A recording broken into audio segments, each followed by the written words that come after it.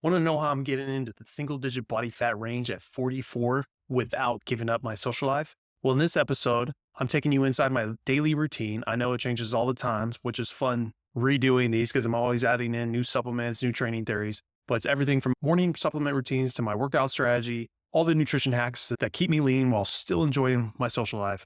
I'll break down these steps to help you optimize fat loss, boost recovery, boost your energy, and of course, get down to your goal weight. If you're over 40 and want to burn that fat without sacrificing the fun, this is the episode for you. Let's dive in. How's it going? This is Brad Williams with Over 40 Fitness Hacks Podcast, the podcast where I help you, being over 40, to fight the aging process without giving up your social life. I want to talk about this new SKOOL program I just built. It's free for the first 100 members. What SKOOL is, SKOOL, is a program that is a classroom-based tutorial website tied in with something very similar to a Facebook group, but on steroids. This social media platform has blown up since last January, and I just got in and finished my classroom. What it is I'm taking my Over 40 Fitness Hacks podcast and just putting it into this now community-based driven platform so I can provide tutorials on everything I know. Put the link to this in my show notes. Thanks for listening, and hopefully I'll see you inside. So I thought it'd be cool to do another day in the life of a personal trainer who's over 40 and actively trying to get single digit body fat without losing their social life. It's pretty much the whole premise of my Over 40 Fitness Hacks show. And so let's just go through my current routine. It's constantly changing. That's why I love doing these, because I'm always adding or taking things out. So this is my current routine. I'm going to show you everything. So as soon as I wake up, right here, this is my number one thing, apple cider vinegar. I use probably less than a tablespoon. Some people have allergic reactions to this, so be careful, but I do not. I work my way up to it. But I take that with lemon juice, cayenne pepper. I add my creatine and Dr. Berg's electrolytes to help get some more potassium in my body. So the main reasons for apple cider vinegar, helps detoxify the body, help alkalizes the stomach or rebalances it if it's too acidic, helps with blood sugar control for the day. So it's just a real good way to jumpstart your system. The lemon juice is more for flavor, but there's some benefits to having some extra vitamin C, also help alkalizing the body. And people use that term all the time, alkalizing the body, but each part of your body has to be either more alkaline or more acidic. So your mouth should be more alkaline, your stomach should be more acidic, your upper GI should be a little more alkaline, and then your lower GI should be a little more acidic. I don't know all the science behind this, but I just know how good I feel with apple cider vinegar, and you can do some research yourself. And the cayenne pepper is supposed to help with just circulatory, opening up all the blood vessels, and I just like it because lemon and cayenne pepper just taste good together. Creatine, it's better absorbed with hot water, and I add hot water to mix all this, so it's just, perfect to get that in and get your creatine in for the day. And then Dr. Berg's electrolyte powder, it's just really high in potassium. So one scoop is about 1,000 milligrams of potassium. And then also very important, has magnesium, sodium as part of it, because it's real hard to take potassium by itself. Always check with your medical care professional. But this is a dangerous one to mess with if you don't know what you're doing, because you can mess with your heart rhythm. You can go into cardiac arrest if you take too much potassium at one time without knowing what you're doing. So this is a very careful one. I like to put this in my water source and slow drink this throughout the day from the amount I'm looking for. So once I've taken that drink, my next thing is going straight to the shower, start waking up my daughter, and then start taking my supplements. I won't go through all of them, but this is, some of the ones I keep ordering off Amazon here. BioOptimizers, Magnesium Breakthrough. Once you've kind of just seen what you're lacking in supplements, and I'll show you that in a second on the tracker app that I use. Almost everyone's deficient in potassium, calcium, magnesium. You've heard it all, but do your due diligence and find out which ones you are. But ever since starting BioOptimizers, the one thing I noticed was my blood pressure going from 140, 145 over maybe close to 100 sometimes, all the way down to 120 over 81 ever since. And if I stop taking this, it goes back up. So this just shows you how magnesium works in the body to relax those blood vessels to get the better scores on the blood pressure. And I forgot which one, but some people credit it to one specific type of magnesium, and I have supplemented that type by itself. Never got these kind of results. So there's something going on with BioOptimizers. And if you look at the back, they literally just put a blend of all the different types of magnesium in there. So it's an all-in-one hit. Then another big one for me is calcium. Because of being on a keto diet, I don't get too much calcium, and especially since I'm allergic to milk protein, so I can't have cheese and all that kind of stuff, which has the high calcium. So I found this one that I really like and is affordable. Algae calcium, has this K2, has some D3 in it, and I've been feeling really good on this one. So after I take my first round of supplements, get my daughter to school, come back, my next thing is to get coffee. Part of the reason I don't have it in the mornings, I've learned to let your body's natural dopamine, serotonin, all these different hormonal things that I'm not an expert at. but to give your body time to wake up, get some sunlight to start activating things, get home, then get that coffee. And I do all black coffee because I'm trying to keep my fasting going all the way up to 11 a.m., 12 p.m. And just recently I started adding, before I drink my first black coffee, start having a tablespoon of fiber just with water, and I just shotgun it down just because I've seen research showing putting fiber in first before you have coffee slows down the effect of that caffeine, which is better for sustaining that caffeine high a little bit longer, but also helping with boosting your testosterone. So since I've been doing that and just did my blood work, is the highest my testosterone has been naturally, which was almost 600. And for a 44-year-old, pretty unheard of without taking something. And who knows, that might be my next step.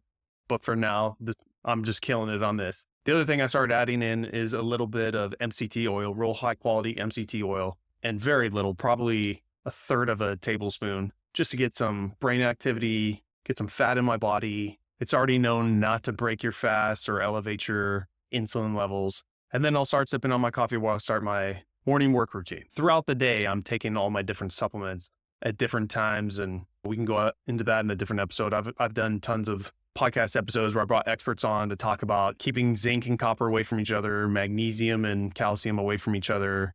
When's the best time to take some of these supplements? So just over time, I got better in this. You can check that out. But overall, just do the best you can. Find what you're deficient in. And let's go through that real quick. So this is the nutrition tracker I like using, Chronometer. And just like any nutrition tracker, you can add a food, scan a barcode. I only eat non-processed, or I try to eat only non-processed items. So you have to put in the type of meat, not something you bought from Costco that's already pre-done. And if you do, that's fine. But instead of barcode scanning it, I would rather take, if it's like a chicken dish with asparagus and some sauce, put it in as parts. I had chicken breast, I had asparagus, there was potatoes in there, and maybe just go find a sauce and put the calories in there, because when you put them in individually, it shows you all the different micro minerals. And that's the biggest thing with Chronometer, is it nerds out on all the different micro minerals. And I'll show you in a second. But just nutrition tracking for a while, at least you don't have to do it every day, but just gets you in the habit of really honing in on how many calories you're eating, hitting your macros, your carbs, protein, fats that you said you were going to do. And then here's the best part. Once you're done, you scroll down here, you start seeing what you're overdosing in per what they say, what you're low in. And right here, folate was a big one that I was low in that I still struggle with. Quick fix for me was putting nutritional yeast in one of my fiber drinks, just down in it. And then some of these I've okayed with my doctor to be higher in vitamin C, vitamin D, a little bit higher nice, and it's just hard and there's no toxic effect for me. Always check with your doctor. And either way, ever since doing it, nutrition tracking this way, I feel the best. I've gotten the best results, not just from calorie counting, but from really studying on these microminerals. And then this part is the best part. At the bottom, all the different balances, your omega-6 to omega-3 levels, your zinc to copper, that has to do with like skin, hair, and nail health. Potassium, sodium, this is how much water retention you're doing and how well your workouts are going to be for electroactivity throughout your skeletal muscle and heart health. Calcium, magnesium, that's the contraction of all your different arteries and veins and bone strength. And then you got your calcium and oxalate. So if you hear about kidney stones and people talking about don't eat kale, don't eat all this kind of stuff, it's because it's all high in oxalates, which can give you a higher chance of forming these crystals in your kidney or other parts of your body. Well, calcium binds to that oxalate and tends to pass through your system as waste. But then when it binds, you're not using that calcium. So that's why you need this meter, not only offset the amount of oxalates you took in for that day, but also that you have enough calcium for the day for all your other bodily needs. So this is why I love Chronometer. And when you start getting in the habit of not just counting your calories, but going off of these bottom numbers and all your microminerals, it's an absolute game changer. So now you've seen a glimpse into my morning routine, supplements I'm taking throughout the day, where I'm getting that information. And that's where I get my calories. Obviously, I'm tracking my calories with the Whoop device. I don't really like the online calculators, but if you don't want to buy one of these or don't have access to it, then I've always said, use the online macro calculators. And then if things aren't working, it's probably wrong. So just start taking 500 calories more off and just start biohacking it that way. So for me, I'm tracking my calories, my macros, my micros. This is Monday through Friday. These are all my clean days, I call them. And as far as my workout schedule, I'm training Monday, Wednesday, Friday in the gym, 3 days only. I'm doing more time under tension, which means I'm cutting the weight in half that I normally used to do, taking things slower. So if I'm doing barbell squats, I'm taking 8 to 10 seconds to complete one rep instead of the 3 to 4 seconds it would normally take me with heavier weight. And I would use that lighter weight, suffer through that 8 to 10 seconds, and only just focus on form, mind-body connection, making sure I'm squeezing my quads, glutes, hamstrings. And for those of you who've listened to my podcast, I talk about this all the time. And yes, you can build muscle this way. Is it the most efficient? Well, what's efficiency to you? Getting muscle the quickest? Then no. Mechanical tension and overload are the quickest. My way I like is safer, and you can still mechanical overload your workouts, because if you can go up in weight and still do it in 8 to 10 seconds, then you go up. And then yes, you will be able to get to the same strength levels. It just takes longer, but how your joints feel, your body feels, it's just a better way of life in my opinion. And having a body that I had in my 20s, same amount of strength. And not only that, I cut my workouts down to half-hour workouts. I do circuit training, so there is no stopping, no breathing, no drinking water. It's literally move on to the next exercise. And then there's how I speed it up to hit my 30 minutes. So on my off gym days, Tuesday and Thursday, I work on physical therapy type exercises my therapist has given me and stuff to do for the rest of my life. A lot of rotator action and stuff for my lower back, working on my glutes to make sure they're stretched out, and then ankle strength and knee strength. And so other than that, I'll do a little bit of rebounding. I'll go on a walk with a weight vest, just some type of movement. That's 7 days a week. It's got to be some type of movement. And on Thursday, I do all that. Plus I add in a little bit of extra arm day to work on things that I'm not hitting the gym and just focus spots that I want a little bit extra effort in, and no longer than 15, 20 minutes on that.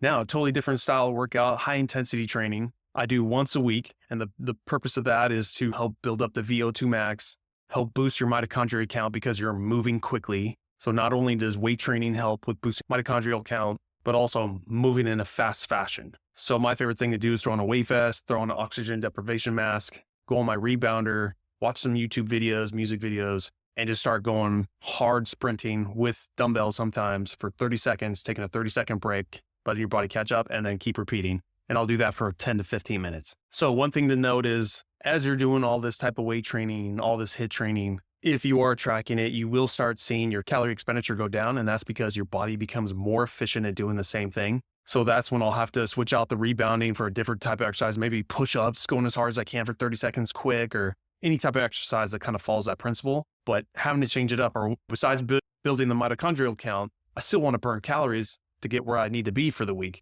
So you have to start changing up. And then walking with a weight vest, going up the hill, I'll start seeing on my Whoop device the amount of calories going down and down. So I got to pick something different for that day. And that's my newest goal right now is Tuesday, Thursday, Saturday, and Sunday. I need 4 different types of activities. I cannot be doing the same thing all the time because I'm having that problem. So there's my workout routine. Now let's get to the fun stuff. Social life. How is it possible that you can get into single-digit body fat by pounding some beers on the weekends, going to some bars, or maybe family events or barbecues where you're not eating the greatest? And that's where you got to make a decision. Do you want to cut that out? Do you want to cut half of it out? You want to keep doing what you're doing? Because that's going to affect what you're doing Monday through Friday. So for the people who just like, I don't even want to count, I want to do whatever I want Saturday and Sunday.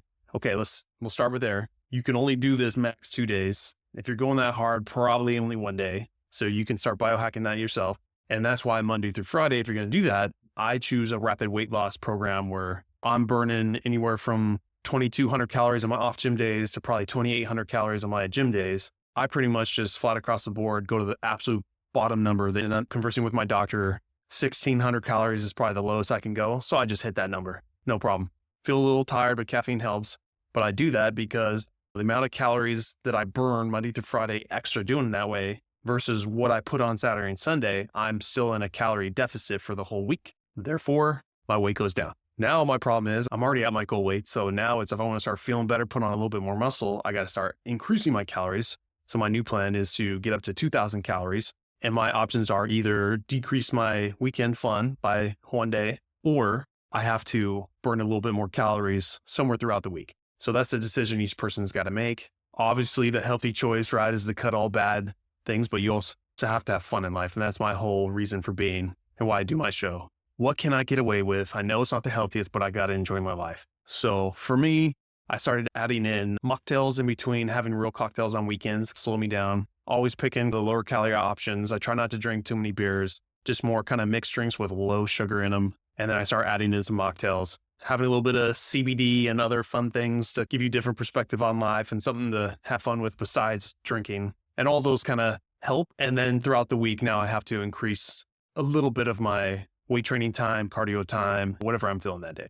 So that's my system that's been working right now. Like I mentioned, my first drink I have in the morning, the supplements I'm taking throughout the day, I got that because of the Chronometer app, my calories, all my micros and minerals to tell me what supplements to take, black coffee, fasting in the morning, and then my workout routine, and then how I deal with my social life. Some other honorable mentions that I do throughout the day is obviously drinking clean water. I have a mix of alkaline water and just purified water that I get from a local water dispensary, only in glass containers. I try to cut as much plastic out of my life. I try to get non-GMO or organic foods as much. Sometimes it's more expensive. But then the other thing that I do is an all-fails system purge is once a month or even maybe every 3 weeks, I do a long fasting, and I work my way up to this with my doctor's permission. And I've done as long as a 72-hour fast, and I just don't want to do it anymore. So for me, once a month, I do a 36-hour fast. It feels great. It's easy to do. And for me, I just feel it just gives my body a chance to cleanse itself, give it that extra boost in autophagy.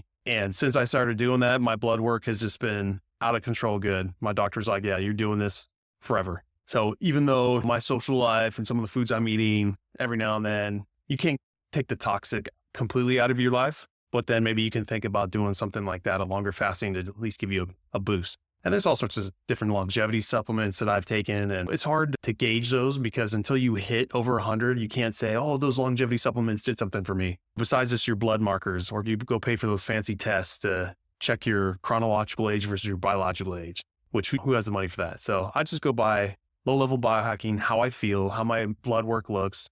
I got 2 different doctors that check on all my stuff. And I've just made this whole lifestyle so efficient, so easy, the least amount of work in the gym, the least amount of work working on my diet. And it's been able to give me single-digit body fat or very close to it, depending on the day. And that's it.